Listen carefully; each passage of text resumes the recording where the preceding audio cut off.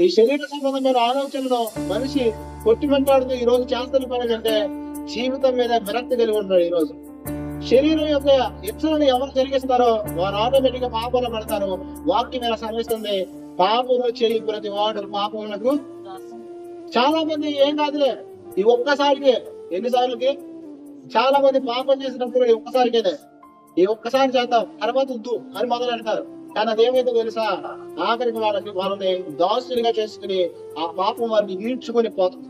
ఈరోజు చాలా మంది సరదాగా సిగరెట్ మొదలెట్టిన వాళ్ళు ఉంటారు, ఈ ఒక్కసారికే ముందు మొదలెట్టిన వాళ్ళు అంటారు, ఈ ఒక్కసారికే వ్యభిచారం మొదలు పెట్టిన వాళ్ళు అంటారు, ఈ ఒక్కసారికే అనేక రకమైన పాపాలు మొదలెట్టిన ఉంటారు. కానీ రోజు ఆ పాపాల నుంచి విడుదల పొందలేక చచ్చిపోతే బాగుంది, ఎందుకు ఈ జీవితం స్థితికి వచ్చిన వాళ్ళు ఉన్నారు.